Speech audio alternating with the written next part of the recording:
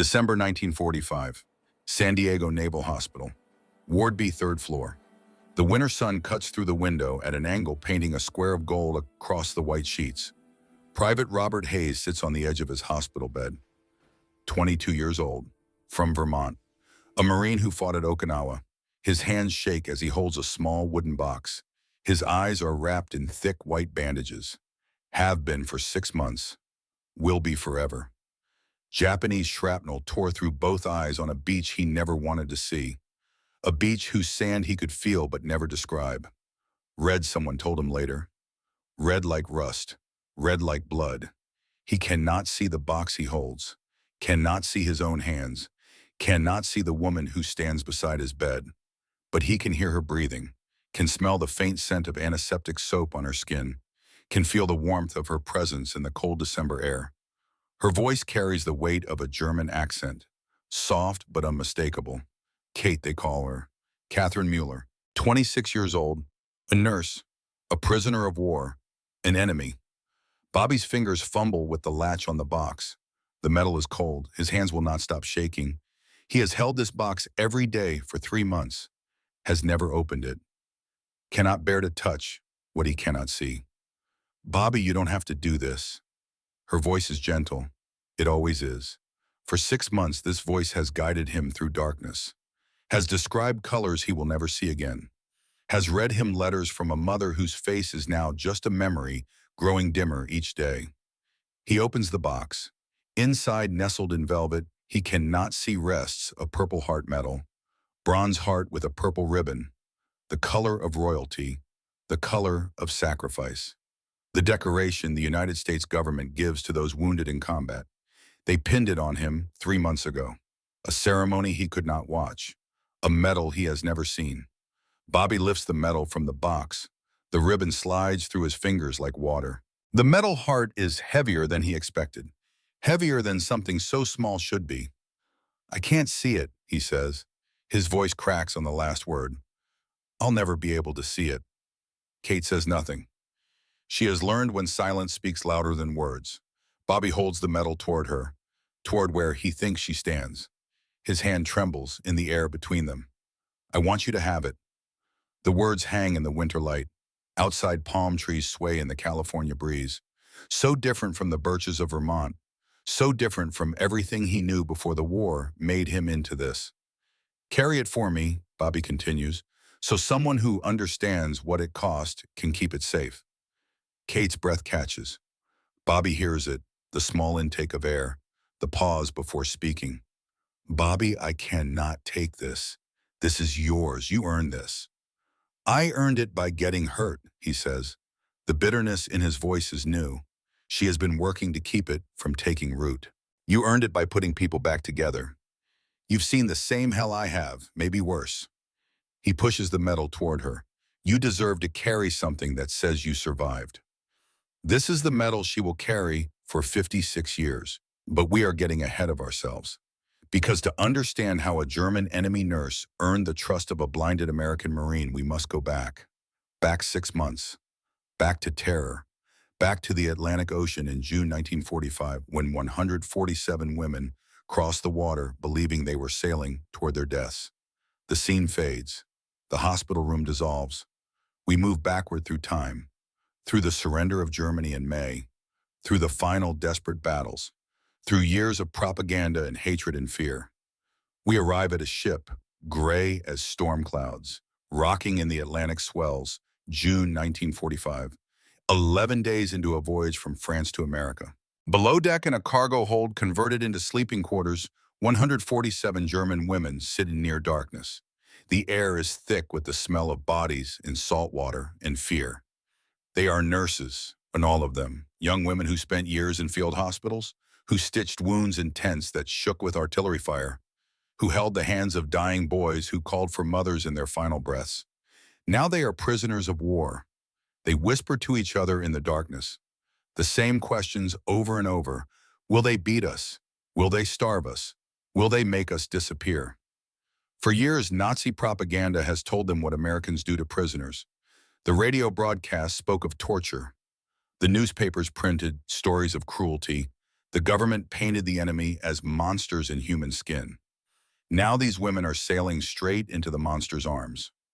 Margaret Klein sits with her back against the cold metal wall, 23 years old, from Berlin. Before the war, she wanted to teach children, to work in a small school with wooden desks and chalkboards and the smell of books. Instead, she became a nurse, joined the German Army Nursing Corps in 1941, weeks after graduation. By 1945, she had treated over 2,000 wounded soldiers. 312 of them died. She keeps a small notebook in her pocket. Inside, written in careful script, are their names. Every single one. Franz Dietrich, Hans Muller, Klaus Becker. 312 names. 312 faces she sees every time she closes her eyes. She started the notebook because forgetting felt like killing them twice. Because someone should remember. Because their mothers would never know where their sons drew their last breath. Now she wonders if her own name will be added to someone else's list. The ship rolls in heavy seas. Maggie's stomach has long since emptied itself. There is nothing left to expel. Just the constant nausea, the endless rocking. The waiting. Across from her sits Elizabeth Schneider, 24 years old, from Vienna. They call her Elsa. She worked on the Eastern Front where winter temperatures dropped to 30 below zero, where frostbite killed as many men as bullets. She once performed an emergency amputation by candlelight when the generator failed during a Soviet bombardment. The soldier survived. She has never forgotten his screaming, has never forgotten the sound of the bone saw cutting through frozen flesh. Now she sits in silence, picking at the skin around her fingernails until they bleed. Near the front of the hold, Catherine Muller stares at nothing, 26 years old, from Dresden. Kate, her friends called her. Before Dresden burned, she was on duty the night of February 13th, 1945, the night Allied bombers turned her city into an inferno. Over 25,000 people died in 2 nights of firebombing. The number is so large it loses meaning. How do you comprehend 25,000 deaths? Kate treated burn victims until her own hands blistered from touching charred skin, until she could no longer tell where patient ended and ash began, until the hospital itself caught fire and she had to choose who to save and who to leave behind. When American soldiers captured her 3 months later, she did not resist. She was too tired to resist, too empty, too broken. Now she sits in the dark belly of a ship sailing toward the nation that burned her city to the ground. The 11th day at sea dawns gray and cold. A voice crackles over the loudspeaker, tinny and distant and impossible to ignore. We have arrived. For a moment, no one moves. Then slowly, like sleepwalkers, the women begin to stand. Legs unsteady from days of sitting. Bodies weak from poor food and little sleep. They climb the metal stairs to the deck. The stairwell is narrow. Their shoulders brush against the walls. The sound of boots on steel echoes like thunder. Maggie emerges into daylight. The sun is too bright after days in the hold. She squints against it, raises a hand to shade her eyes, and sees it. Through the morning haze rising from the water, like a vision from another world, the skyline of New York City. Buildings taller than anything in Berlin. Taller than cathedrals. Taller than anything she believed humans could construct. Glass and steel catching the morning light. Gleaming. Untouched. Impossibly whole. This is the richest city in the world. The heart of the enemy. The center of American power. And not a single building is damaged.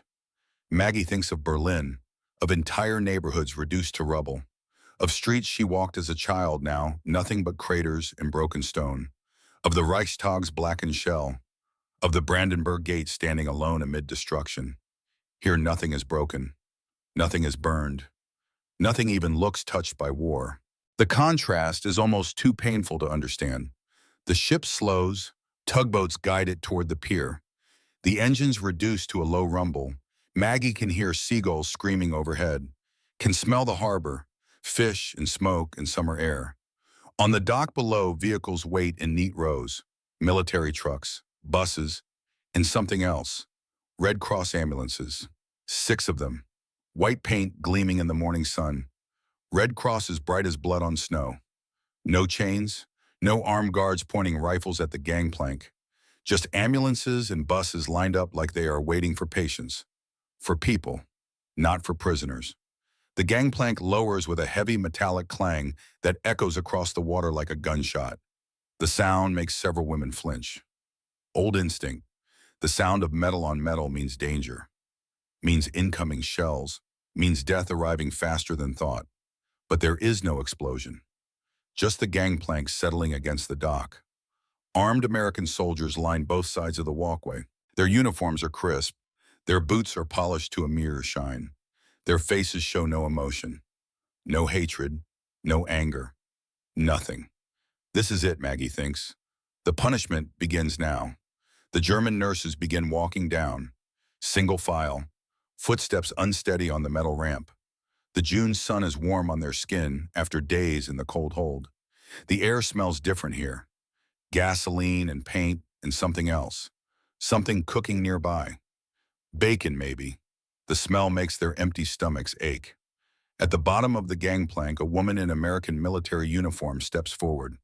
She is tall, gray hair pinned beneath her cap, posture straight as a rifle barrel, expression firm, but not cruel. This is Colonel Dorothy Richardson, senior officer in the United States Army Nurse Corps. She has been assigned to oversee these prisoners. She raises one hand. The German nurses stop walking. The line goes still. Silence falls over the dock, except for the cry of gulls and the lap of water against the pier. Then Colonel Richardson speaks. In German, her accent is imperfect, the vowels slightly wrong, the rhythm too American. But the words are clear, unmistakable. You are prisoners of war. The German nurses stand frozen. This is the moment. This is where it happens. But you are also nurses. Maggie's breath catches in her throat. You will be sent to military hospitals across the United States. There you will assist in the care of wounded American soldiers. You will be treated with respect due to medical personnel under the Geneva Convention. The words make no sense. Respect. From the enemy. This has to be a trick. A lie to make them cooperate before the real punishment begins. But there is no punishment. Instead, American personnel guide them toward the waiting vehicles. Not prison trucks, not armored transports. Red Cross ambulances with cushioned seats. Civilian buses with windows that open. Vehicles designed for comfort, not containment. The doors stand open. American soldiers help the women climb aboard. Actually help them. Offering hands, steadying arms, speaking in English that sounds almost gentle. No one shouts, no one shoves, no one points a weapon. Maggie climbs into a bus and sits by a window. The seat is soft, there are curtains, the floor is clean. This cannot be real. The buses pull away from the pier.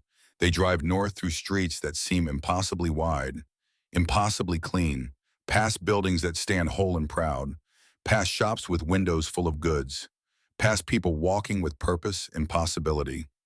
The women press their faces to the windows like children, staring at a world that survived the war intact. They drive through New Jersey. The landscape rolls past in green waves, farmland stretching to the horizon. Neat fences, painted barns, cows grazing in fields that show no sign of shell craters or tank tracks, paved roads smooth as glass, no bomb damage, no rubble, no refugees walking with their lives bundled in sheets on their backs. Towns with streetlights that work, houses with glass in every window, children playing in yards while mothers hang laundry on lines that sway in the breeze. Everything looks like the war never happened here, like it was something that occurred on another planet, in another lifetime. Maggie stares out the window at America, at a nation that fought a war on two oceans and came home stronger, that built faster than Germany could destroy, that had so much it could spare kindness even for enemies. The buses arrive at a military processing center after less than an hour. The building is large and white, 3 stories. Trimmed lawns surround it like a moat of green. American flags snap in the breeze from poles planted in perfect rows. The German nurses file off the buses.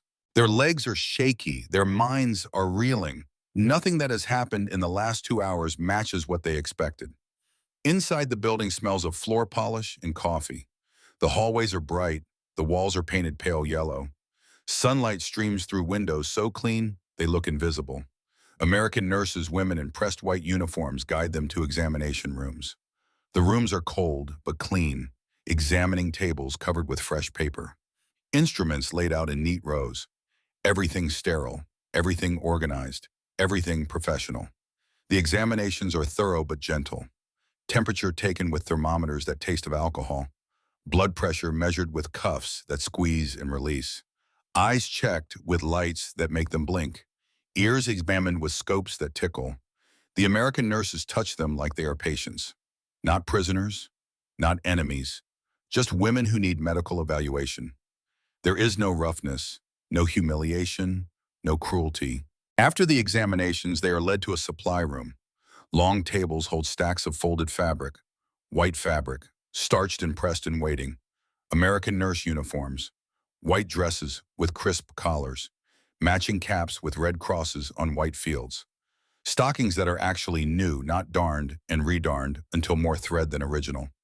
Leather shoes in multiple sizes, all of them polished and whole. Each German nurse is measured, height and bust and waist, then given clothing that actually fits. Not hand-me-downs, not uniforms stripped from the dead. New clothing, professional clothing, nursing uniforms. Elsa holds up her dress. The fabric is soft against her fingers. The stitching is perfect. Every seam straight, every button secure. On the Eastern Front, she patched her uniform with fabric cut from dead soldiers' coats, sewed by candlelight with thread pulled from unraveling socks. Wore the same dress for 6 months until it was more patched than original. Now she holds clothing that looks like it came from a department store, like someone actually cared how it looked, how it felt, like she mattered. Next come the showers, a long room with white tile and chrome fixtures. Shower heads line the walls like silver flowers. Steam arises in clouds that smell of nothing but clean water. Hot water. Kate stands under the stream and feels heat soak into muscles she did not know were tight, into bones that have been cold for so long she forgot what warm felt like. The water runs brown off her body at first. Dirt, blood, ash from a city that burned 6 months ago. She watches it spiral down the drain, washing away, leaving. She cannot remember the last time she bathed with warm water. In the final months of the war, German hospitals had no fuel for heating. Nurses washed with cold water from buckets when there was water at all.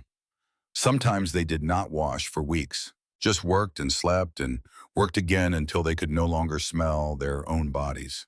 The American soap is white and smells like flowers, not like lye, not like nothing, like something made to be pleasant instead of merely functional.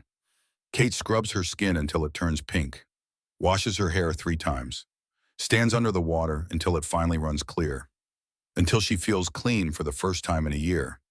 When she steps out, there are thick white towels waiting, not thin rags, not newspapers to dry with, actual towels that are soft and absorbent and impossibly luxurious.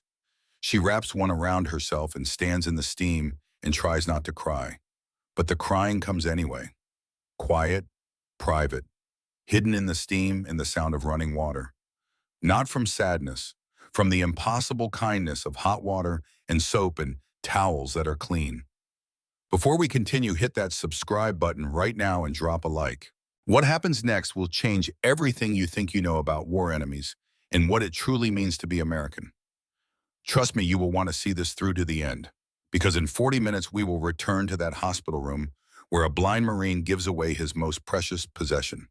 But first you need to understand the breakfast that made a German nurse cry. The German nurses dress in their new American uniforms, white dresses that fit, caps that sit properly on clean hair, stockings without runs, shoes without holes. They look at themselves in mirrors and then barely recognize what they see. They look like nurses again, not prisoners, not refugees, not the exhausted ghosts they became in the final year of the war. They look professional, valuable, human. An American officer leads them to the dining hall. Long tables fill a large room with high windows. The tables are set with actual place settings. Plates, forks, knives, spoons, cloth napkins folded into triangles. Everything clean, everything whole, everything there. The German nurses sit. The chairs have cushions. The table is steady. The floor does not shake with artillery fire. American kitchen staff bring out trays. The smell hits first, rich and savory and impossible. A smell that makes saliva flood their mouths, makes their empty stomachs clench with sudden desperate hunger. They place the trays on the tables. On each plate, arranged with care that speaks of abundance, sits an American breakfast. 4 strips of bacon, crispy, still sizzling slightly, grease glistening on the surface like oil on water. The edges are dark and curled. The meat is thick cut. The fat has rendered into something that looks like amber. Scrambled eggs, fluffy, pale yellow. Butter melting into the folds, leaving golden pools that catch the light. Real eggs, not powder, not substitute. Actual eggs from actual chickens. Toast, 2 slices, golden brown. Butter already spread across the warm surface, melting into the bread. The crust looks crispy, the inside soft. Fresh bread, baked this morning, still slightly warm. Hash browns, shredded potatoes fried until the edges are crispy and dark. Steam rises from them. They smell of butter and salt and comfort. Fresh orange juice in a glass that sweats with condensation. The juice is bright orange. Pulp floats in it, real oranges. Squeezed this morning. Coffee, dark and strong. The aroma fills the hall. Rich and bitter, and exactly what coffee should smell like. Not chicory, not acorn substitute, not hot water dyed brown. Real coffee. Maggie stares at her plate. Her hands rest on the table on either side of it. She does not move. Cannot move. Cannot process what she sees. In Germany by 1944, civilians were rationed to 50 grams of meat per month. Most went without entirely. Bread was mixed with sawdust to make it last. Eggs were a memory. Butter had not existed for years. Here on this plate, in this moment, sits more food than she has seen in 6 months. Just for breakfast, just for her, just for one meal, and she is a prisoner. She picks up a strip of bacon. It is still warm. She can feel the heat through her fingers. She brings it close to her face, breathes in the smell, smoke and salt, and something indefinably American. She bites. The sound is audible, a crunch that echoes in her skull. The crispy outside gives way to tender meat inside. Salt explodes across her tongue. Fat melts, releases flavor that is almost overwhelming in its richness. Smoky, savory, perfect. She has not tasted meat like this in 3 years. She sets down the bacon. Her hand is shaking. She picks up her fork, takes a bite of eggs, the butter, the eggs themselves, the texture, the temperature. Everything about it speaks of abundance, of a nation that has so much it can give this to prisoners, to enemies, to women who come from a country that tried to destroy them. The tears come. Maggie does not sob, does not make a sound. The tears simply well up and spill over, run down her cheeks, drip onto the table, onto her plate, mixing with the butter and eggs. She is not crying from sadness. She is crying because someone fed her like a human being. Around the room, other women are crying too, quietly, over their plates of chicken and potatoes, over their cups of real coffee, over the impossible kindness of this breakfast.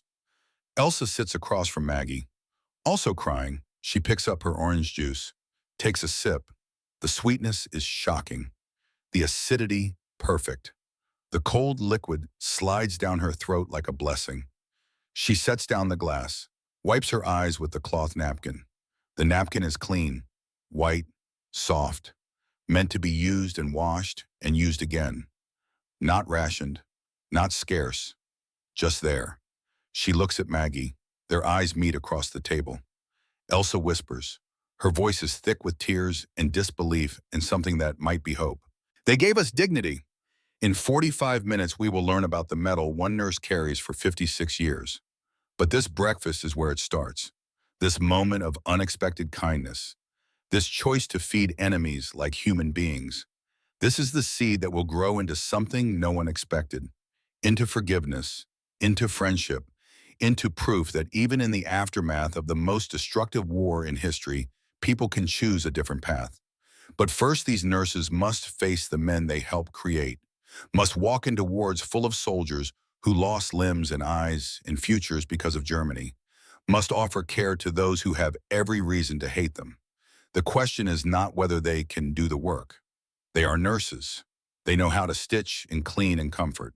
The question is whether the soldiers will let them, whether men who fought across Europe will accept help from women who serve the enemy, whether hatred can make room for healing. The answer will surprise everyone. After breakfast, the German nurses are led to another room. More tables, more supplies. This time they are told to sit. Captain Helen Foster steps forward. She is the head nurse at a military hospital in Kansas. 40 years old, steel gray hair, eyes that have seen too much suffering to waste time on nonsense. She looks at the German nurses, studies their faces, sees their fear, their confusion, their desperate hope that maybe, just maybe, they will survive this. She speaks in English. Another American nurse translates into German. The words come slow and clear. You will work 6-day weeks, 8-hour shifts. You will follow orders from American medical staff. You will treat every patient with professionalism. You will maintain medical standards at all times. She pauses. The room is silent except for the translator's voice echoing her words. You are prisoners of war, but you are also nurses. Some patients will refuse your care. Some will say ugly things. Some may try to hurt you. Another pause, longer this time. Do your job anyway. The words settle over the room like snow. Cold, inevitable, true. Maggie feels her stomach clench. She knew this was coming, knew that feeding them breakfast and giving them clean uniforms did not erase what Germany did, does not erase the millions dead, the cities destroyed, the evil unleashed. She touches the notebook in her pocket. 312 names, 312 German boys she could not save. Now she will try to save American boys, boys who hate her, boys who have every right to hate her. The question she cannot answer is whether saving them will save her too, whether healing can work in both directions, whether mercy extended becomes mercy received. She will find out soon enough. June 15th, 1945. Morning breaks clear and cool. 7 trains sit waiting at the station. 7 locomotives. 7 sets of cars. 7 different directions. 147 German nurses stand on the platform. They have been divided into groups, each group assigned to a hospital, each hospital in a different state, a different city, a different future. Maggie's group boards a train heading west, destination Topeka, Kansas, Topeka Military Hospital, Ward C amputees. Kate's group boards a train heading south and west, destination San Diego, California, Naval Hospital, Burn Ward, Marines from the Pacific. Elsa's group boards a train heading northwest, destination Chicago, Illinois, Rehabilitation Center, men learning to walk again, to use arms again, to live again. The trains pull out of the station one by one, steam and steel and the sound of wheels on tracks, carrying German nurses toward American soldiers, carrying enemies toward those they wounded, carrying women who have seen the worst of humanity toward men who embody its cost. The journey takes days. The trains roll across America like slow prayers. Maggie presses her face to the window, watches the landscape change. New Jersey gives way to Pennsylvania, Pennsylvania to Ohio, Ohio to Indiana, Indiana to Illinois, Illinois to Iowa, Iowa to Missouri, Missouri to Kansas. Green farmland stretches to the horizon.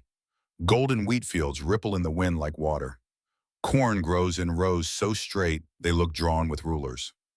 Cattle graze in pastures with grass so thick it looks soft from here. Small towns appear and disappear. White churches with pointed steeples. Main streets lined with shops. Cars parked at angles. People walking with purpose. Children playing in yards while dogs bark at the passing train. Everything is whole. Everything is working. Everything is untouched. Maggie thinks about the train rides she took across Germany in 1944. Bombed stations with platforms cratered and cracked. Destroyed bridges, forcing long detours. Refugees crowded into cattle cars with everything they owned tied in bed sheets and pillowcases. She once saw a child freeze to death on a platform in Munich. The train was delayed 12 hours in the snow. The mother held the body and rocked and keened until soldiers pulled her away.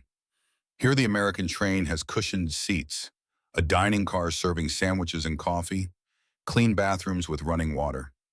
Heat when the air grows cold. Everything functions. Everything works. Everything was designed with human comfort in mind. The contrast is almost too painful to understand. Kate sits by a window on her train heading west toward California. 3 days across the entire country. She watches deserts turn into mountains, mountains into valleys, valleys into coastal ranges covered in trees she has never seen before. She has never imagined a nation so vast, so varied, so untouched by war. In Austria, her hometown of Vienna had been bombed 17 times. Over 12,000 civilians died.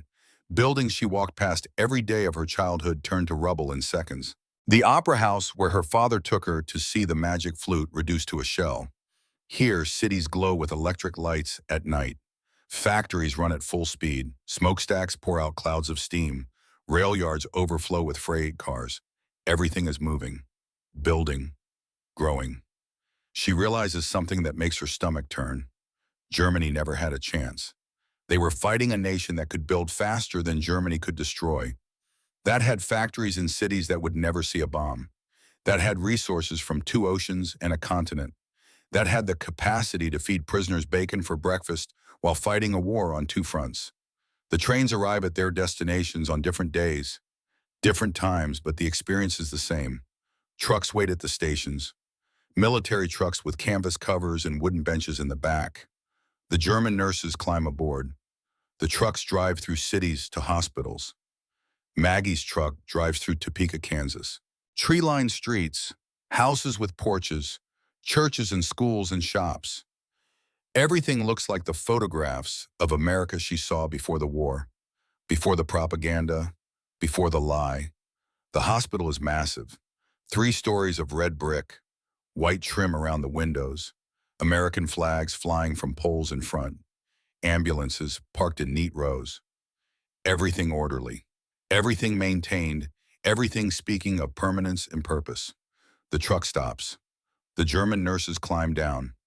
Their legs are stiff from days of sitting. Their minds are numb from travel and fear and constant disbelief. An American nurse leads them inside, through doors that open smoothly, down hallways that smell of disinfectant and floor polish, past rooms full of beds full of men, young men, broken men, American men, men missing arms, men missing legs, men with bandages covering faces, men lying still as death but still breathing, still hoping, still waiting for whatever comes next. The hallway ends at a door. The American nurse stops, turns, looks at Maggie and the 5 other German nurses in this group. This is Ward C-42 patients. Most lost limbs at the Battle of the Bulge or during the Rhine crossing. Some have infections, some have phantom pain. All of them have been through hell. She pauses, lets the words sink in, lets the reality settle. They know you're German. The words hang in the air like smoke. Some will refuse your care. Some will say ugly things. Some will try to hurt you. Do your job anyway. Then she turns and walks away, leaves them standing in the hallway. 6 German nurses, 42 American soldiers, 1 door between them. Maggie takes a breath, pins her name badge to her uniform, checks that her cap is straight, that her hands are clean, that she looks like a nurse, like a professional, like someone who knows what she is doing even though her heart is pounding so hard she can feel it in her throat. She opens the door and walks into Ward C, into the rest of her life. The door swings open. Ward C spreads before her like a battlefield after the smoke clears. Rows of beds, white sheets, white walls, white bandages covering stumps and wounds, and places where bodies used to be whole. 42 beds, 42 men, 42 pairs of eyes that turn toward the door, toward Maggie, toward the German nurse who just walked into their world. The silence is immediate, total. The kind of silence that comes before thunder, before violence, before something breaks. Maggie stands in the doorway, her hand still on the door handle, her white uniform bright against the pale green walls, her face carefully neutral, professional, showing nothing of the terror flooding her veins like ice water. She can feel their eyes on her, can feel the weight of their stares, can feel the hatred building in the air like pressure before a storm. A man in the third bed on the left moves first. Sergeant William Tucker, 42 years old. Both legs amputated below the knee, stumps wrapped in bandages that need changing, face lined with pain that never quite leaves. He stares at Maggie's uniform, at the red cross on her cap, at her face. Then he spits on the floor. The sound echoes in the silence. Wet, deliberate, unmistakable. They're making us get cared for by Nazis now. His voice is loud, meant to carry, meant to be heard by every man in the ward. What's next? Hitler himself comes to fluff my pillow. A few men laugh, sharp barking sounds with no humor in them. Most stay silent, watching, waiting to see what happens next. Maggie's hand tightens on the door handle. Every instinct screams at her to turn around, to walk away, to go back to that ship and sail home to whatever is left of Germany. But there is no home left, no city, no hospital, no life to return to. There is only this ward, this moment, this choice. She releases the door handle, takes one step forward, then another. Her shoes squeak slightly on the polished floor. The sound seems too loud, too present, too real. She walks past Sergeant Tucker, does not look at him, does not acknowledge the spit drying on the floor, does not react to the laughter or the silence or the eyes following her every movement. She walks to the first bed on the right, stops, picks up the chart hanging from a hook at the foot of the bed. Private Daniel Cole, 19 years old, from Kentucky, right arm amputated at the shoulder, wound site showing signs of infection. Dressing changes needed twice daily. Morphine every 4 hours for pain. Maggie looks at the young man in the bed. He cannot be more than a boy. Thin face, dark circles under his eyes, skin pale from pain and blood loss and months in a hospital bed. He looks away when she meets his eyes, turns his face toward the window, jaw tight, refusing to acknowledge her presence. Maggie sets the chart down. Her hands know what to do, even when her mind feels frozen. She has done this 1,000 times before. Changed 1,000 dressings, cleaned 1,000 wounds, cared for 1,000 boys who would rather be anywhere but in a hospital bed missing pieces of themselves. She gathers her supplies from the cart, clean gauze, antiseptic, scissors, tape, everything she needs laid out in the precise order she learned in nursing school a lifetime ago. I'm here to change your bandages. Her English is halting. The words feel clumsy in her mouth, foreign sounds shaped by a German tongue that wants to retreat into silence. Private Cole says nothing, does not move, does not acknowledge that she spoke. Maggie pulls a stool close to the bed, sits, reaches for his shoulder. Her hands move with the confidence of practice, the muscle memory of thousands of procedures performed in field hospitals under artillery fire. She begins to unwrap the bandages. The outer layers come away clean, white gauze unstained. But as she works deeper, the fabric begins to show signs, yellow, then pink, then red. The wound beneath is angry, red and raw. The stitches hold, but the skin around them is swollen, hot to the touch. The beginning of infection, not severe yet, but getting there. Left untreated for another day or two, and it could turn septic. Private Cole flinches when she touches the wound. A small movement, involuntary. But he does not pull away, does not cry out, just grits his teeth and stares at the ceiling while a German nurse cleans the place where his arm used to be. Maggie works with careful precision, dabs antiseptic on the wound. The chemical smell fills the space between them. Sharp, medicinal. The smell of healing, whether you want it or not.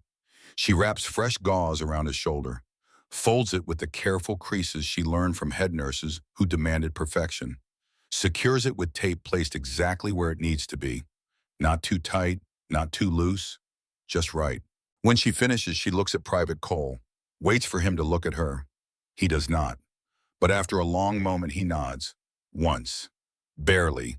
A movement so small she might have imagined it.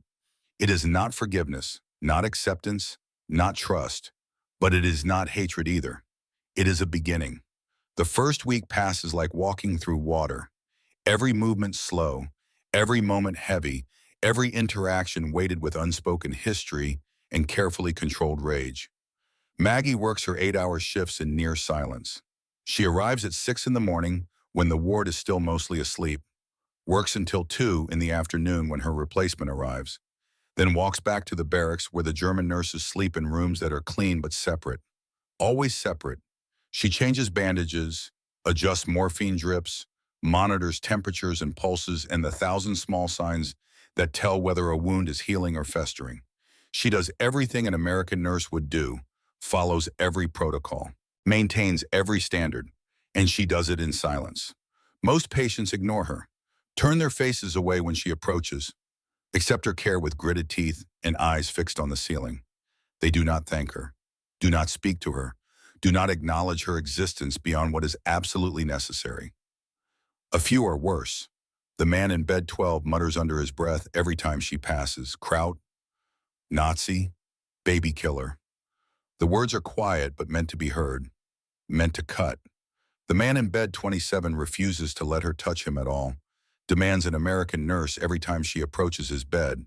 Captain Foster allows it, simply reassigns Maggie to other patients, to men whose hatred is less visible, less vocal, buried deeper where it can fester in silence. Maggie accepts this, has no choice but to accept it. She came here expecting punishment, expecting cruelty. The fact that she gets professional distance instead of violence feels almost like mercy. She thinks of the 312 names in her notebook, wonders if any of these American boys knew them, wonders if German bullets killed their friends, their brothers, their futures. Probably yes, almost certainly yes. The math of war makes it inevitable. So she works in silence and expects nothing and tries not to hope for anything more than survival. Meanwhile, 3,000 miles away in California, Kate faces a different kind of war.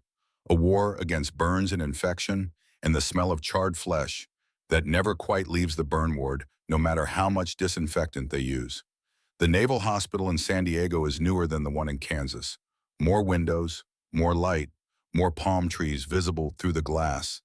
But the suffering is the same, just different sources, different weapons, different ways that war turns young men into patients. Kate works the burn ward, Marines who fought in the Pacific, men who face flamethrowers on Iwo Jima, who were hit by incendiary bombs on Okinawa, who carry the war on their skin in ways that will never fully heal.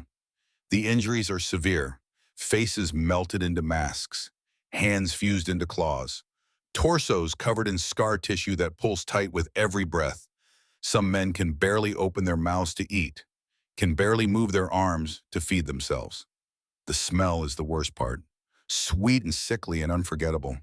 The smell of burned skin healing, of flesh trying to rebuild itself, of bodies refusing to quit even when every nerve screams to surrender.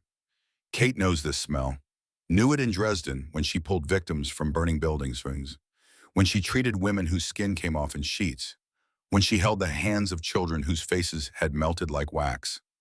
She can handle this, has to handle this, because if she cannot face these burns, then she cannot face her own memories, cannot confront what she survived, cannot live with what she saw. So she works, changes dressings with steady hands, applies ointment with careful precision, monitors for infection with the vigilance of someone who knows how quickly burns can turn fatal. The Marines watch her with eyes that hold different questions than the soldiers in Kansas. These men did not fight in Europe, did not see German soldiers, did not lose limbs to German bullets. Their war was against Japan. Their enemies wore different uniforms, spoke a different language, came from a different part of the world. But they know she is German, know she served the enemy, know that her country allied with Japan, that what Japan did in the Pacific and what Germany did in Europe were connected by ideology and alliance, and shared belief that some people matter less than others. So they watch her with suspicion, with confusion, with the question visible in their eyes even if they never speak it aloud. Why are you here? Why are you helping us? What do you want? Kate has no answer except the only one that matters. Because you are hurt. Because I am a nurse. Because healing is the only thing I know how to do anymore. Back in Illinois, Elsa works with men who are learning to walk again. The rehabilitation ward is different from the medical wards. Less about treating wounds and more about rebuilding lives. Teaching men with prosthetic legs how to stand, how to balance, how to take one step and then another and then there until walking becomes possible again, instead of just a memory of what used to be. It is hard work, frustrating work, work that involves more falling than succeeding, more cursing than celebration, more pain than progress on most days. But it is also work that shows results, that lets patients measure their recovery in steps taken, in distances walked, in small victories that add up over weeks and months into something that looks almost like a life. Among Elsa's patients is Sergeant James Wilson, 28 years old, from Texas. Lost both legs at the Battle of the Bulge when a German artillery shell hit his foxhole. Before the war, he was a ranch hand, rode horses, herded cattle, lived a life that required legs that worked and a body that could spend 12 hours in the saddle. Now he sits in a wheelchair and stares at prosthetic legs with the kind of hatred usually reserved for enemies. The first time Elsa approaches him, he speaks before she can. "Don't touch me, Kraut." The words are flat, matter of fact, not angry, just stating a boundary as immovable as stone. Elsa stops, steps back, says nothing, just waits. Jim struggles with the prosthetics alone, tries to attach them to his stumps, tries to stand, tries to balance, falls, cannot get back up. His arms are strong from months of pulling himself around, but they cannot lift his whole body from the floor. 20 minutes pass, 30. The other patients in the ward watch but do not help. This is a lesson every amputee learns alone. That pride has a price. That accepting help is harder than accepting loss. Finally, Jim speaks. His voice is rough with pain and humiliation and the bitter taste of necessity. "Fine, help me." Elsa moves forward, says nothing, just helps him back into the wheelchair with hands that are strong and gentle and completely professional. When he is settled, Jim looks at her, really looks at her for the first time. "I wouldn't be like this if it wasn't for you people." The words are meant to hurt, meant to establish that whatever help she gives, whatever care she provides, it does not erase what Germany did, does not balance the scales, does not make them even. Elsa meets his eyes. Her voice is quiet but steady. "I wouldn't be here if it wasn't for your people, but here we are, so let me do my job." It is not an apology, not an acceptance of guilt, just a statement of fact.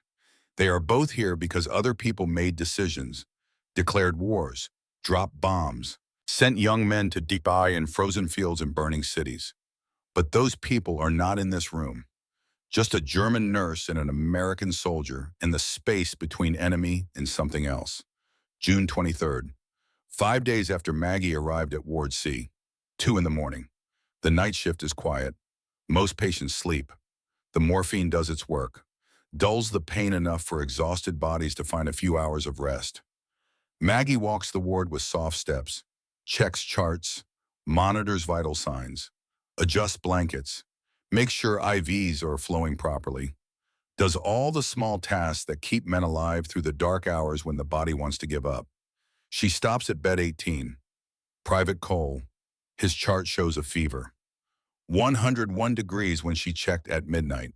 She makes a note to check again in an hour. At 2:15, she returns to his bed, touches the back of her hand to his forehead. The skin is burning. She checks his temperature with a thermometer. 104 degrees. Her stomach drops. She pulls back the covers, unwraps the bandage on his shoulder. The wound beneath is worse, much worse, red and swollen, hot to the touch, pus oozing from the stitches. The infection that was beginning 5 days ago has taken hold. Private Cole's breathing is shallow and rapid. His pulse is weak and thready. His lips have a blue tinge. Septic shock. Maggie hits the call button for the nurse's station. Once, twice. The button lights up red. Someone should come. Someone always comes when a patient is coding. No one comes.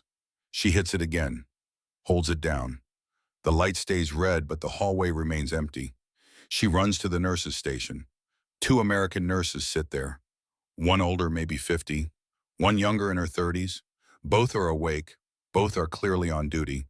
Both look up when Maggie appears. He is coding. Bed 18. He needs help now. Her accent makes the words clumsy, but the meaning is clear. The older nurse looks at her, does not stand, does not move. That is your patient. You handle it. Maggie's mind races. She needs antibiotics, needs fluids, needs backup, needs someone with more authority to make decisions that she as a prisoner cannot make. He needs doctor. He needs antibiotics. He needs, then do your job, Nazi. The words land like a slap. Cold, deliberate, final. Maggie understands. This is a test, or a punishment, or both. They are watching to see what she will do.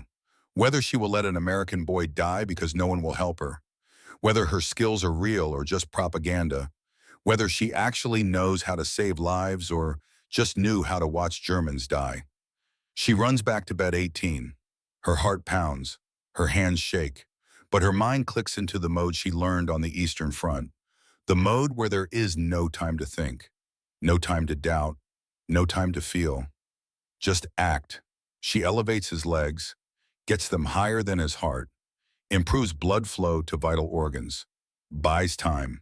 She runs to the supply closet, grabs every cold compress she can carry, ice packs, anything to bring down his fever, racing against the clock ticking in her head, against the infection spreading through his blood, against shock that is trying to shut down his body system by system. She applies the compresses, forehead, neck, armpits, groin, all the places where blood flows close to the surface, where cooling the skin cools the blood, cools the core. She increases his IV drip to maximum, pushes fluids into his veins, tries to maintain blood pressure, tries to keep his heart pumping, tries to give his body the resources it needs to fight. She unwraps his wound completely. The smell makes her gag, but she swallows it down. She has smelled worse, has dealt with worse, has treated wounds that would make this look clean. She cleans the wound with antiseptic that burns her nostrils, drains the pus with steady hands that remember doing this in the dark while shells fell overhead, packs the wound with gauze soaked in solution, does everything she can with what she has. All the while she talks to him, her voice low and steady, speaking in German because English fails her now, speaking words he cannot understand but maybe can feel, can sense through the fever and the pain and the darkness trying to pull him under. You are not dying tonight, Private. I watched 312 boys die. I counted every one. I wrote their names. You will not be number 313. I will not let you be number 313. 4 hours pass, the longest 4 hours of her life since Dresden, since the night she carried burned victims upstairs while the building burned around her. 6 in the morning, the sun rises. Light begins to fill the ward through the high windows. Private Cole's fever breaks. His temperature drops to 100.2, still high but no longer critical. His pulse strengthens. His breathing deepens. Color returns to his face like blood returning to frostbitten skin. Maggie sits beside his bed. Her uniform is soaked with sweat. Her hands are shaking with exhaustion and adrenaline crash. But he is alive, stable, breathing. His body won the fight she helped it wage. Captain Foster arrives for the morning shift, walks through the ward making her rounds, stops at bed 18, sees Maggie still sitting there, sees Private Cole breathing steadily, sees the chart showing the fever curve dropping. She says nothing, but her expression shifts. Something in her eyes changes. Not warmth exactly, not approval, but something. Recognition maybe. Respect. The acknowledgement that saving a life is saving a life no matter whose hands do the saving. That evening, Maggie arrives for her shift. She walks to the nurse's station to check assignments. On the desk sits a cup of coffee. Still hot, steam rising, the smell filling the small space. Beside the cup, a folded piece of paper. She picks it up, opens it. The handwriting is shaky, unsteady, written by someone whose hand does not work quite right anymore. For the nurse who doesn't sleep, thank you. Bed 18. Maggie stares at the note, at the coffee, at this impossible gift from an American soldier to a German prisoner. In Germany by 1944, coffee was rationed to 50 grams per person per month. Most civilians went without entirely. It became a luxury remembered from before the war. a smell associated with a time when life was normal, when morning started with something warm and bitter and comforting. Here, a wounded American boy saved part of his breakfast ration, shared his portion, gave his coffee to the enemy nurse who saved his life. Maggie picks up the cup. The ceramic is warm against her palms. She brings it to her lips, takes a sip. The coffee is strong, slightly bitter. Perfect. She drinks it slowly. Standing at the nurse's station in a hospital in Kansas in a country she once called enemy, drinking coffee given by a boy she once would have been told to hate. Every sip tastes like forgiveness.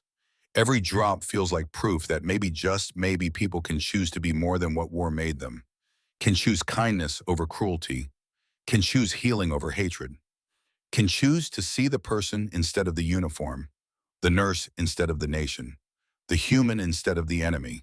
In 40 minutes, we will learn about a blind Marine who gives his Purple Heart medal to the German nurse who kept him alive. But it starts here, with coffee and cold compresses and hands that work through the night to save a life, with small acts of mercy that add up over time into something that looks like redemption. The question is not whether Germany deserves forgiveness, whether the nurses deserve kindness, whether enemies deserve care. The question is simpler and harder. Can we choose to heal even when hatred would be easier? Can we choose to save lives even when taking them would feel justified? Can we choose to be human even when war taught us to be something else? The answer, written in coffee cups and saved lives and tentative nods between enemy and patient, is yes, but the journey has just begun. By December 1945, something has shifted in the wards. Not everywhere, not completely, but enough to matter.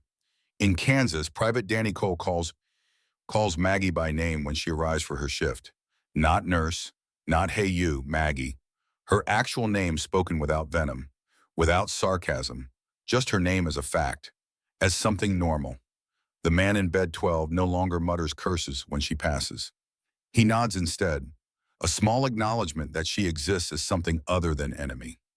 Sergeant Tucker in bed 3 still does not like her, will probably never like her. But when she changes his dressings now, he thanks her. The words come through gritted teeth. Forced, reluctant, but they come. Thank you, 2 words that mean everything has changed. In Illinois, Elsa helps Jim Wilson practice walking every day. He has progressed from wheelchair to parallel bars, from parallel bars to crutches, from crutches to cane. Each transition taking weeks of falls and frustration and small victories measured in steps. One morning in late November, he walks 15 steps without assistance, without holding on to anything. Just his prosthetic legs and his own determination and the knowledge that Elsa is there to catch him if he falls. When he reaches 15 steps, he stops. His face is red with effort. Sweat runs down his temples. His arms shake from the strain of balancing. I did it. Elsa smiles, a real smile. The first genuine smile she has allowed herself in months. You did it.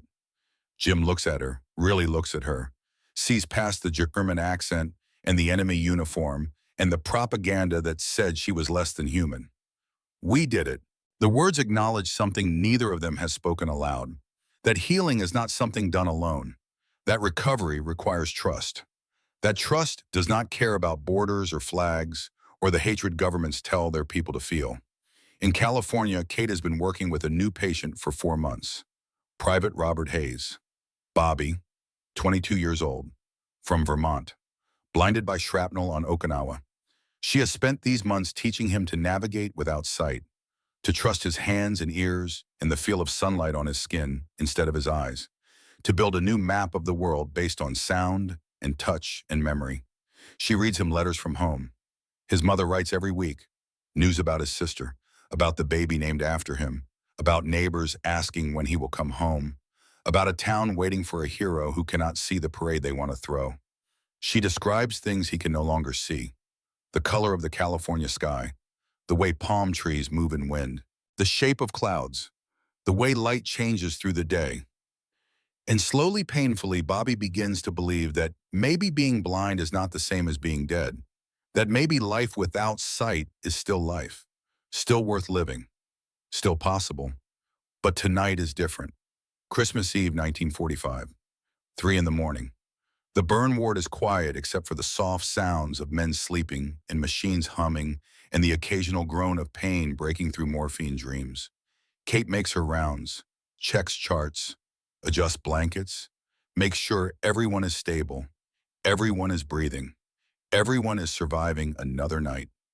She finds Bobby sitting on the edge of his bed, not lying down, not sleeping, just sitting in darkness that for him is no different than light.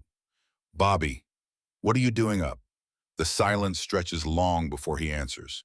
Do you know what it's like to wake up every morning and forget you're blind? Kate sits beside him on the bed, says nothing, waits, just for a second. Just that 1 second when you first open your eyes.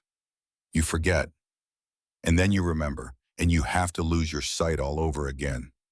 Every single day, his voice breaks on the last word. I'm 22 years old. I was supposed to come home, get married, have kids, take them fishing like my dad took me. How do I do any of that when I can't even see their faces? Kate's hands rest in her lap.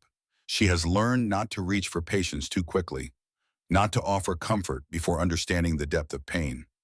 You can still do those things? No. The word is sharp, angry, final.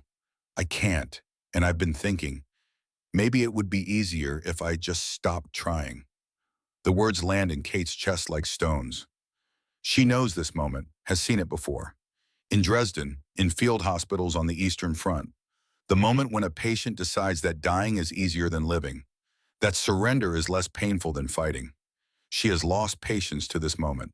Boys who survived their wounds but could not survive their despair, who found ways to stop their hearts when no one was watching, who chose the darkness behind closed eyes over the darkness of a world they could no longer see. She will not lose Bobby, cannot lose Bobby, has already lost 312, will not make it 313. Her voice when she speaks is quiet but steady, not pleading, not panicked, just certain. I need to tell you a story. Bobby does not respond, does not move, but he does not tell her to stop. So she continues. In Dresden, the night of the bombing, February 13th, 1945, I was on duty in the hospital basement. We had 83 patients, burns, broken bones, injuries from buildings collapsing in previous raids. She has never spoken of this before, not to anyone, not even to herself in the privacy of her own thoughts. But Bobby needs to hear it, needs to know that she understands wanting to stop, wanting the pain to end, wanting to close your eyes and not wake up.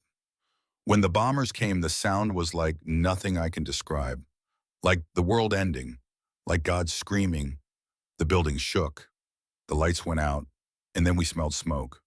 Bobby sits very still beside her, listening in the darkness that is his permanent home now.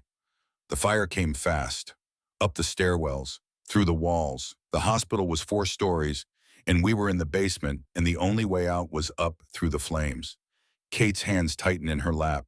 She can still feel the heat, can still smell the smoke, can still hear the screaming.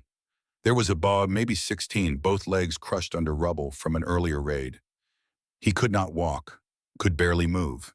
He looked at me and said, "Just let me go. Leave me here, save yourself." She pauses, remembers his face, his eyes, the resignation in his voice. I said no. I carried him, my back screaming, my lungs burning from smoke. Every breath was fire, every step was agony. I carried him up 4 flights of stairs while the building burned around us, while people died in other rooms, while the city turned to ash. Bobby's breathing has changed, slower, deeper, listening not just with his ears, but with something deeper. He lived 3 more days. Then he died from his injuries anyway. Internal bleeding we could not stop. Infection we could not treat. His body gave up. Then why did you save him? Bobby's voice is rough, challenging, demanding an answer that makes sense. That justifies pain. That explains why surviving matters when you are just going to die anyway. Kate takes a breath. This is the answer. The reason. The truth she learned in fire and blood and ash. For years I thought the same thing. Why did I save him just so he could die 3 days later in pain? What was the point? What did it matter?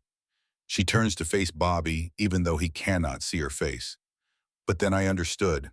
Those 3 days, he wrote letters to his mother. He told me about his girlfriend, about how they met at a dance, about her laugh. He sang songs from his childhood, old folk songs his grandmother taught him. He said goodbye. Her voice is gentle now, carrying the weight of wisdom earned in fire. I did not save his life. I saved his death. I gave him 3 days to as a human being, to leave this world with words instead of just screaming, to be a person until the very end instead of just a body left in a basement. She reaches out, finds Bobby's hand in the darkness, holds it. You are thinking about the end, about death, about stopping. But I am thinking about the middle, about all the days between now and then, all the mornings when you wake up and have to remember you are blind, all the moments when you will touch your children's faces instead of seeing them, all the times you will teach them to fish by feeling the line instead of watching the bobber. You cannot see your children's faces, but you can hear their laughter, feel their arms around your neck, smell their hair after a bath. Teach them that seeing with eyes is just one way of knowing the world. Bobby is crying now, silently, tears running down his face. He does not try to hide them. How do you know I can do this? Kate squeezes his hand. Because 4 months ago you could not find your own bed without help. Now you walk across the ward with just a cane. 4 months ago you would not speak. Now you tell me about Vermont, about fishing, about the way your father taught you to feel when a fish bites. You are already doing the impossible. You just cannot see it yet. She pauses, then adds the last truth, the one that matters most. Also, I am not ready to lose you. I lost 312 on the Eastern Front. I lost thousands in Dresden. I am not losing you, not if I can help it. They sit together in the darkness until dawn breaks, until light begins to fill the ward through the windows. Light that Bobby cannot see but can feel on his skin. Warmth that reminds him he is still alive, still here, still possible. The next months pass differently. Bobby stops thinking about ending and starts thinking about continuing. Kate teaches him to navigate by sound and touch and memory, to build a life that does not require sight. She describes California to him, the way orange blossoms bloom in January while Vermont is buried in snow, the way the ocean sounds different from the lake where he used to fish, the way palm trees rustle differently than birch trees. She reads him letters from home, his mother's handwriting on paper he cannot see but can feel beneath his fingers, the texture of paper, the slight indentation where pen pressed into surface, the physical proof that someone loves him enough to write. One afternoon in late January, Kate teaches him to find his way by sensation. Put your hand here, on this railing by the window. Every morning, California sunshine warms this metal. This is how you know where the window is. This is how you know where the sun is. This is how you find your way back to light. Bobby practices, walks the ward with his cane, falls sometimes, gets up, tries again. His world is darkness, but it is not empty. It is full of sounds and textures and smells that tell him where he is, who is near, what is happening. Major David Mitchell, the surgeon who works with Kate, watches this transformation.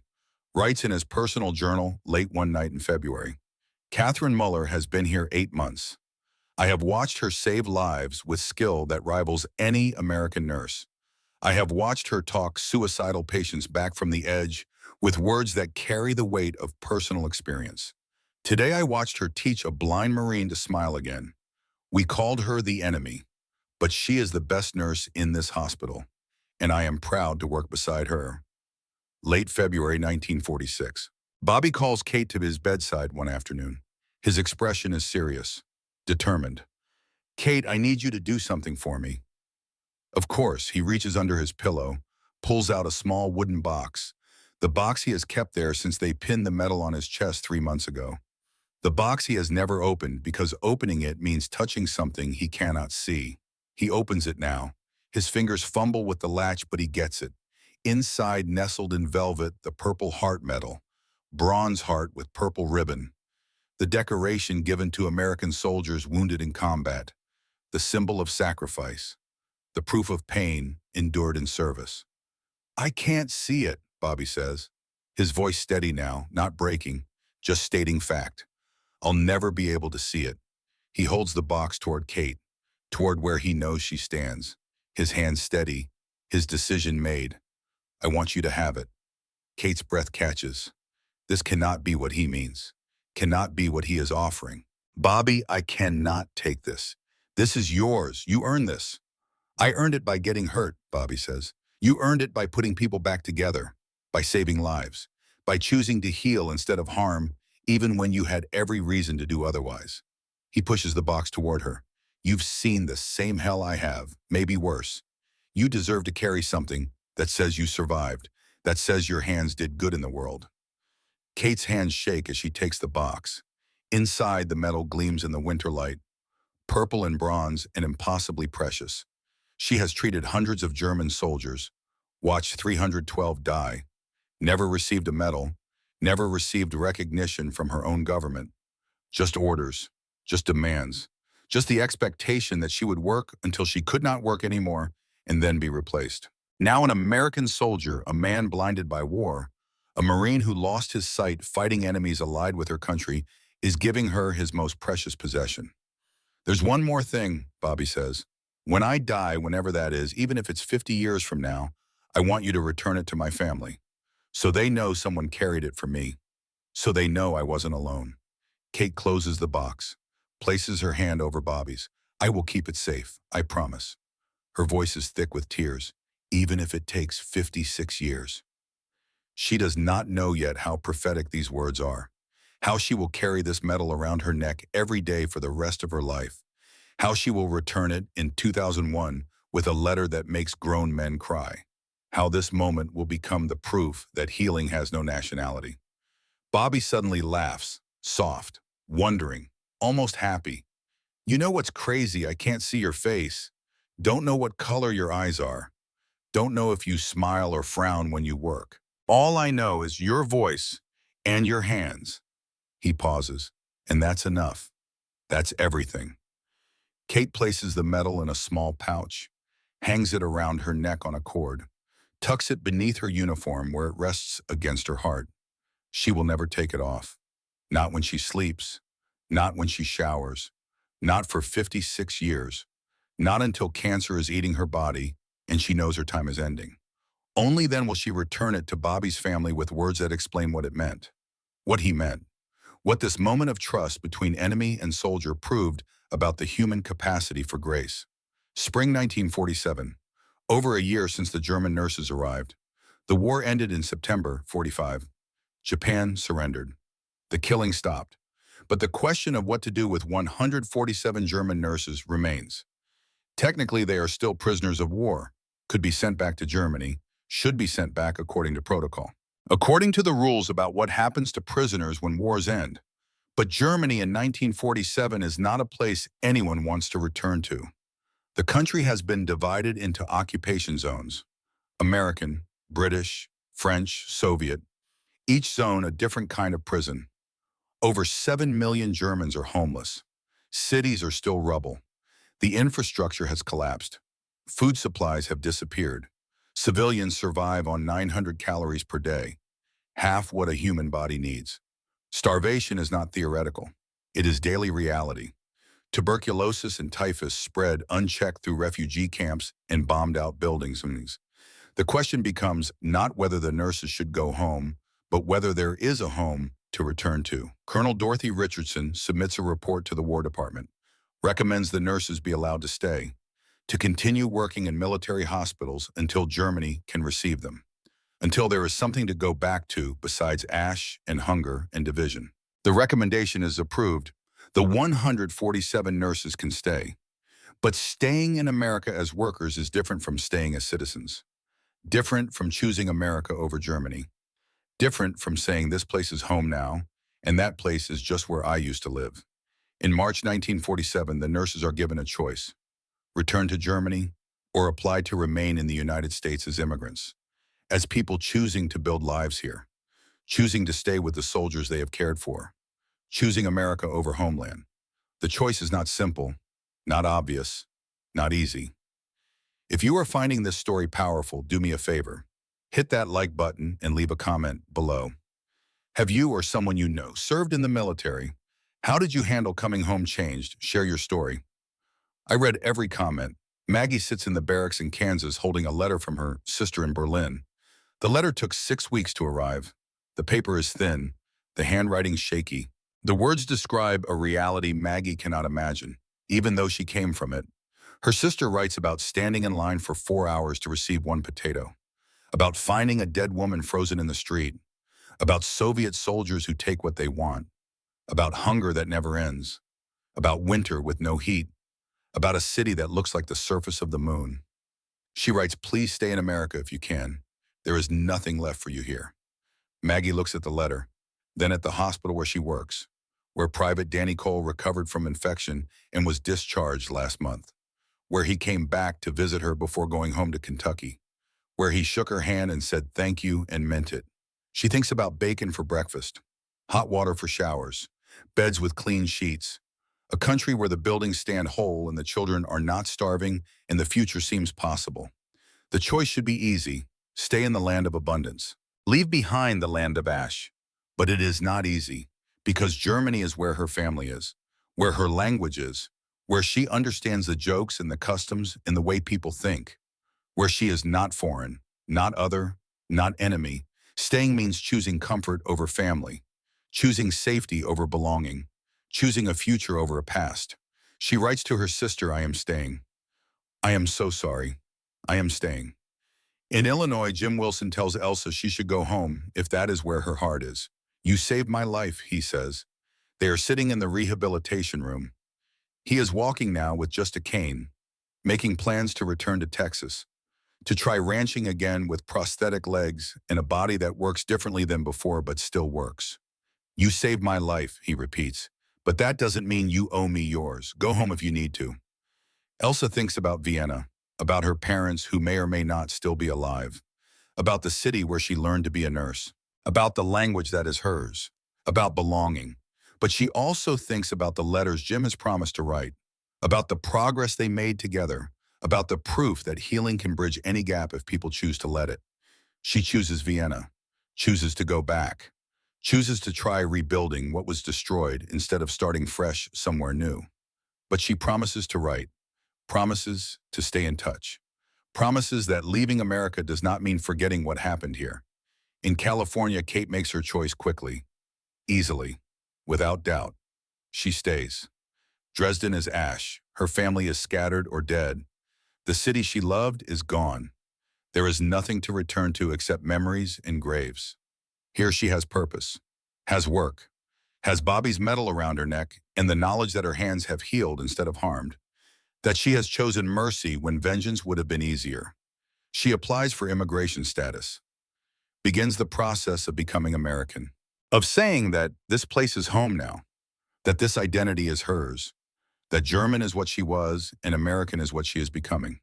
The final count. 73 nurses return to Germany. 74 choose to stay in America, almost perfectly split. The decision showing that there is no right answer, no obvious choice. Just 73 different stories of women choosing between past and future, between family and freedom, between belonging and becoming. Both choices are valid, both choices are painful, both choices require courage. This is what war does. It does not end with surrender. It ends with thousands of small decisions made years later in barracks, in hospitals, and foreign countries that feel almost like home. Maggie Klein stays in Kansas, becomes a registered nurse, works at Topeka Military Hospital until 1968. 23 years of changing bandages and monitoring vitals and saving lives. In 1950, she marries an American veteran, Danny Cole, the private whose life she saved that night in June 1945. They have 3 children, 7 grandchildren, a life built on the foundation of a wound cleaned and a fever broken, and a choice to see the person instead of the enemy. She never returns to Germany, never sees her sister again. They write letters until her sister dies in 1983. Long letters full of news and love, and the ache of distance that never quite heals. Maggie dies in 99, 77 years old, surrounded by children and grandchildren who carry both German and American blood, who prove that enemies can become family if people choose to let them. Elizabeth Schneider returns to Austria in 1948, goes back to Vienna even though the city is divided into occupation zones, even though Soviet soldiers control half of it, even though nothing looks the way it did before the war. She works in a rehabilitation hospital, spends her life teaching men to walk again, to use prosthetic limbs. To rebuild lives after war takes pieces of them. She stays in contact with Jim Wilson. They exchanged letters for 41 years, long letters about life and recovery, and the strange friendship that formed between enemy and soldier, between German nurse and Texas cowboy, between two people who proved that healing has no borders. Jim's last letter arrives in 1 week before he dies. His handwriting is shaky. The words are simple. Thank you for teaching me to walk. Thank you for teaching me to forgive. Elsa dies in 2003, 82 years old. The funeral is small, but the hospital she worked at names a wing after her, the Elizabeth Schneider Rehabilitation Center, a place where people learn to walk again, to live again, to become whole again, even when pieces are missing. Catherine Muller stays in California, works at San Diego Naval Hospital until 1975. 30 years of burn wards and trauma and teaching people to live with bodies that no longer work the way they used to. She never marries. When people ask why, she says, I gave my heart to 312 boys who died and 1 boy who lived. She keeps Bobby's purple heart around her neck every day. Never takes it off. The metal grows warm against her skin. The ribbon fades from purple to lavender, but she never removes it. Bobby Hayes is discharged in 1946, returns to Vermont, marries his childhood sweetheart in 1947, has 4 children, lives a full life with blindness as fact, but not as limitation. He talks about Kate until the day he dies in 1998, tells his children about the German nurse who saved him twice, once from infection, once from despair, who taught him that seeing with eyes is just one way of knowing the world. Kate dies in 2001, 82 years old, cancer eating her body, but her mind is clear until the end. Before she dies, she calls Bobby's family. His daughter answers. Her name is Catherine, named after the nurse her father talked about for 50 years. Kate sends them the medal, returns it after 56 years, includes a letter written in shaky handwriting. This belonged to the bravest man I ever knew. He taught me that blindness is not in the eyes, but in the heart. I carried it for 56 years as he asked. Now I return it with gratitude. Tell his children that their father saved me just as much as I saved him. Tell them that in the darkest time of my life, when I had lost faith in humanity, their father reminded me what it means to be human. He could not see my face, could only hear my voice and feel my hands. And that was enough. That was everything. Bobby's daughter writes back, my father talked about you until the day he died. He said you taught him to see without eyes. He said you were the angel who kept him alive when he wanted to die. We are honored to have his medal back, but we are more honored to know that you carried it with such love. Kate's funeral in 2001 is attended by over 200 people, former patients, their children, their grandchildren, all coming to honor the enemy nurse who chose healing over hatred. Major David Mitchell, now 89 and retired, delivers the eulogy. His voice is strong despite his age. Catherine Muller was my enemy. Then she was my colleague. Then she was my friend. She showed me that the lines we draw between people are imaginary, that the only real line is between those who choose kindness and those who choose cruelty. He pauses, looks at the coffin, at the small pouch resting on top containing a Purple Heart medal, finally returned home. Kate chose kindness every single day for 56 years. That is the only victory that truly matters. By 1947, over 12,000 American soldiers had been treated in wards where German nurses worked. Post-discharge surveys found that 91% reported positive or neutral feelings toward their German caregivers. Some maintained correspondence for years afterward. Some became friends. A few became family. This was not reconciliation on a grand political scale, not treaties signed or reparations paid, not governments deciding to forgive. This was reconciliation at the human level. One bandage at a time, one shared coffee cup, one Purple Heart given in trust, one life saved that could have been allowed to die, One choice repeated thousands of times by soldiers and nurses who decided that the person in front of them mattered more than the propaganda in their heads. Today in the San Diego Naval Hospital Memorial Wing, a Purple Heart medal sits in a display case. Bobby Hayes' medal, carried by Kate Muhliker for 56 years, returned to his family in 2001 with a letter that explains everything and nothing. The plaque reads, "This medal belonged to Private Robert Hayes, blinded at Okinawa in 1945. He gave it to his nurse Catherine Muller, a German prisoner of war. She carried it for 56 years. This medal represents the truth that enemies can become healers, that hatred can become love, that even in the aftermath of the most destructive war in history, individual human beings can choose a different path." Kate's voice from a 1987 interview plays on a small speaker beside the display. Her accent still present after 40 years in America. Her words still carrying the weight of Dresden and death and choosing to heal anyway. People ask me how I could care for men who fought against my country, how they could accept care from someone whose country killed their friends. The answer is simple. When you are holding the hand of someone in pain, you do not see uniform. You do not see flag. You only see person. And that person needs help. War makes us forget we are human. Healing makes us remember. If this story moved you, do two things. First, share it. Click that share button. Send it to someone who needs to hear it. Second, leave a comment telling us what this story teaches us about today, about how we treat people who are different from us. I will be reading every single comment. A young nurse stands in front of the display. Vietnamese American, 24 years old. She reads the plaque, looks at the medal, tries to imagine a time when enemies could become healers. An older nurse approaches. White American, 55 years old. She has worked at this hospital for 20 years. "Did this really happen?" the young nurse asks. "It did.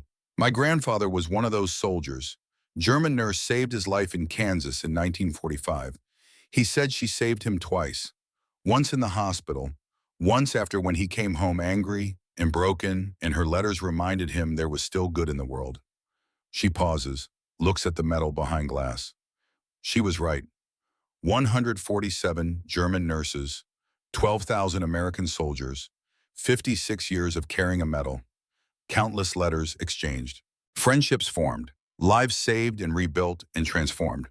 One lesson written in bandages and bacon and coffee cups and medals given in trust. In the space between enemy and friend, kindness builds the bridge.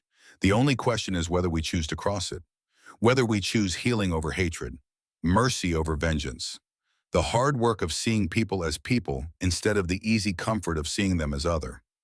The nurses crossed the Atlantic expecting punishment. They received respect. They expected hatred. They received care. And in return, they gave everything they learned in the worst years of war. Skill and compassion, and the stubborn refusal to let more boys die if their hands could prevent it. This was not a political gesture, not a strategy, not propaganda. This was simply what happens when people choose to be human instead of letting war turn them into something less. The choice is always there, always possible, always available. The question is whether we are brave enough to make it. 147 nurses answered yes. 12,000 soldiers answered yes. One blind Marine answered yes when he placed his most precious possession in the hands of his enemy and called her his savior. The answer echoes across 80 years, across oceans and wars, and all the lies we tell ourselves about who deserves mercy and who deserves care and who deserves to be seen as human. Everyone. The answer is everyone. That is what Kate and Bobby and Maggie and Danny and Elsa and Jim proved. That is what 147 nurses and 12,000 soldiers demonstrated. That healing has no nationality. That mercy knows no borders. That in the end, we are all just people trying to survive the terrible things other people decided to do. And that sometimes if we are very brave, we can choose to heal the wounds instead of making them deeper. That is the only victory that matters. The only triumph that lasts, the only legacy worth leaving. 147 nurses crossed an ocean in fear. They landed in a nation that chose to see them as people first, as nurses second, as enemies last. And in that choice, in that simple act of treating prisoners with dignity, America proved what makes a nation truly powerful. Not bombs, not bullets, not the capacity to destroy, the capacity to heal, to extend mercy, to see humanity even in those who fought against you. That is the lesson. That is the story. That is the truth written in 56 years of carrying a medal and countless letters and bacon for breakfast and coffee cups left on desks and hands that healed instead of harmed. The war ended in 1945, but the healing continues. In every choice to see person instead of enemy. In every decision to extend mercy instead of vengeance. In every moment when we choose to be human even when hatred would be easier. That is how wars truly end, not with surrender, but with choices, small choices. Daily choices, the choice to heal, the choice to forgive, the choice to build a bridge instead of a wall. 147 nurses, 12,000 soldiers. One answer, yes, we choose healing, we choose mercy, we choose to see each other as human beings worthy of care and dignity and second chances. The question now is whether we will make the same choice, whether we will cross the bridge that kindness builds, whether we will choose to be healers in a world that desperately needs healing. The answer is up to us. But the nurses showed us it is possible. The soldiers proved it works. And a blind Marine gave his medal to his enemy to prove that trust is stronger than hatred if we are brave enough to offer it. The rest is just choosing. Every day, every moment, every interaction, choosing to see, choosing to heal, choosing to be human. That is the story. That is the lesson. That is the only victory that truly matters.